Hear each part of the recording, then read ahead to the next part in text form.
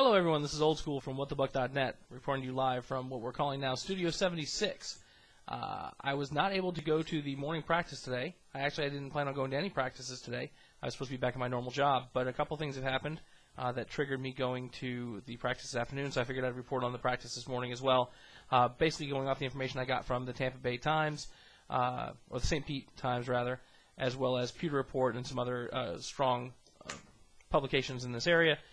I feel bad. I've been riding Leftwich's ass the whole time, and apparently the first time he's had a great practice was this morning. They went full contact, full pads for a lot of the practice, and apparently Byron Leftwich looked very, very solid. It wasn't just from Pewter Report. It was from a number of other sources as well, that he was doing very well this morning. And Luke wasn't doing necessarily poorly, but he wasn't doing as well as Byron was. So I feel bad that I wasn't there to see that. That was not what happened in the afternoon practice. Neither quarterback looked particularly good in the afternoon practice, but you know, if he's doing well, then he's doing well. Michael Clayton did suffer an injured hammy. The field was wet. We had some pretty bad rain and lightning. The practice actually got held up a little bit down here for that. He slipped on a pass from Byron Leftwich. He was not dressed out for the afternoon practice. He was in street clothes, walking pretty gingerly. A couple of other players did not practice this morning. Joel Falani, Torrey Cox, Antonio Bryant, Kellen Winslow, and Holmes, who's a defensive end. I don't know his first name. I apologize now. I looked it up before the broadcast. Lewis Holmes. So those guys were all dinged up. Now, Falani, Cox, and Winslow were all full speed in the afternoon, and Bryant was out there as well, running in full speed but not running in every rep. So that's good. The Bryant injury looks like it's just the same knee he had some problems with last year. Looks probably to not be a big deal. And Winslow was running at full speed and looked very, very good in the afternoon practice. So not particularly concerned. Now, from our partners over there at PewterReport.com, apparently Aqib Talib had his first bad practice in quite a long time. He was a step slow everywhere. There was solid hitting everywhere, and they're the ones who reported very strongly about Byron Leftwich as well. So the reason that I'm doing this report at all and why I went to camp today is, for those of you who are local in the Tampa Bay area and those of you who aren't, 1010 AM is a station we do a lot of work with down here. We're big fans of the host there. We think they put on a good, unbiased radio program, unlike some other stations of the area. And I called in to give my report on the training camp, which, you know, the disc jockey, or the host, rather, Mike Pepper, has always been kind enough to let me call in and do those things. And this morning he said that he has a doctor's appointment tomorrow, and he would love if I would sit in and guest host for him for the drive time show from 7 to 9 tomorrow morning. So if you happen to be in the Tampa Bay area, 7 to 9 o'clock in the morning on 1010 AM on your dial in the Tampa Bay general area anyway, if you're in front of your computer and you want to listen in, it'll be 1010sportsonline.com. That's 1010sportsonline.com. So with that being said, I got giddy like a schoolgirl and said screw it and took 2 more days off of work, went back to camp this afternoon. I'm going to do the show tomorrow, and I'm going to do camp again tomorrow and continue on doing. So this afternoon, went to camp, 4:55 start. Good to see Antonio Bryant out there. Camp is still a little lackadaisical, in my opinion. It's not like Camp Gruden. They did the same split-ups. They did the warm-ups and the stretching on Field 1. Defense went over to Field 2. Defensive line did their warm-ups. They did some install in the linebacking crew, working on assignments and keys. The defensive backs did some coverage drills and some ball drills, trailing interception drills, things like that. A couple things I saw in the 7-on-7s and the 11-on-11s. Quincy Black is starting to look pretty good. He's got a nose for the football. He's getting to where the action is, and he's breaking up plays. He may not be the guy that makes the ultimate play, but he's causing redirections of the plays, which is nice. Again, I hate to ride Byron Leftwich, but one of the things that I'm noticing, and I talked to a couple other folks that were out there today. I got a chance to meet Lee from Joe Bucks Fan. It was nice to meet you today, Lee, if you see this video.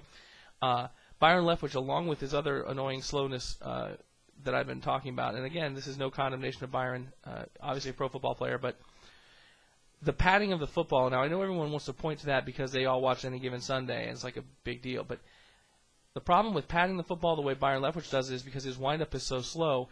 You talk about telegraphing a pass, and we're starting to see it in camp. The cornerbacks, as soon as he pats the football, they know they've got that 1.5, 2 seconds of windup, and they know where the ball's going. There's not going to be any misdirection. And I'm not seeing him pat the football on pumps because you don't have the time on a pump fake. So why would you ever bite on a pump fake if you know that that's going to happen? Torrey Cox had a good practice this afternoon. He was in on a couple of big plays, which was nice. Luke McCown showed some smarts, throwing the ball away a couple times. He did, however, miss Kelly Campbell on a nice fly route on a double move that would have obviously opened some eyes. It was a nice, probably a 60-yard pass. Campbell got behind the coverage, and Luke just couldn't quite hit him. It was long enough. It just wasn't on target. There was a nice little situation where Josh Vaughn broke off left tackle and was stringing to the end zone. Jermaine Phillips gave chase. They had a nice sprint down there. It was some good spirited kind of camaraderie and competition, which was good to see. The defense showed some things on the audible side that I liked quite a bit. When the offense was making their shifts, the defense did a safety shift to roll coverage from Sabby Piscatelli's side over when T-Jack went on a blitz, and that allowed them to break up the play. They were trying to get to Maurice Stovall on it looked like essentially a sluggo, a slant and go, but because Piscatelli rolled over, there was over help. That route wasn't open. Luke had to pull the ball down, and eventually he threw it away. But it was a really good job, good recognition by the defense, and a good play in general. They're running a lot of double drags with the tight ends. Those were open today, which was nice. I did get a chance to watch some of the defensive linemen today as well. A couple of notes on defensive linemen. Roy Miller looks really good in these drills. They'll line up 5-on-5 and focus on one player, let him make a move and grab the flag, which is back at about a 3-step drop or a 5-step drop, depending on where they set it. Roy Miller looked good. He has a nice little spin move. He's got good speed. He's making it through there really well. Jeremy Trueblood owned Gaines Adams on a couple of occasions, just kind of pushing him around.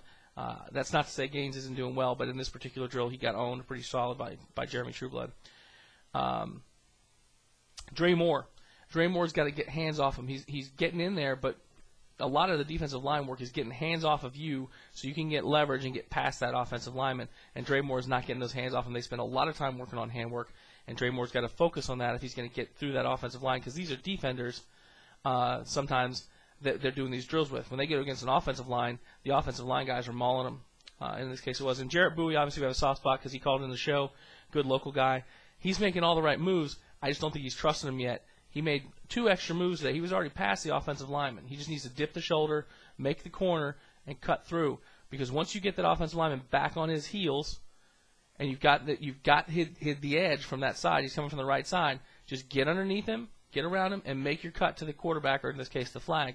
And he was still putting moves on when he'd already beat the guy. And I think that'll come with time. So hopefully this report was useful to you. Kelly Campbell did come up gimpy in the afternoon practice. We scooped that on Twitter. We are twittering from camp, twitter.com/whatthebuck. We talked to Kelly after practice. It's just a little tendonitis. He's going to ice it. He should be fine. Stovall says he's sore, but things are going well. Camp is very, very rough, folks. But, again, to give you some more information, tomorrow morning, 7 to 9, 1010sportsonline.com. I'll try and throw it up in an annotation, as well as 10:10 a.m. in the Tampa Bay area. Tomorrow night, Thursday night, whatthebuck.net, 7 o'clock. We'll be live doing our show talking about camp. We'll have Scott Reynolds from thepewterreport.com to talk about the QB situation here in Tampa. Thanks for listening to the videos. We know people who might appreciate them. Make sure you let them know. Please make sure you rate them.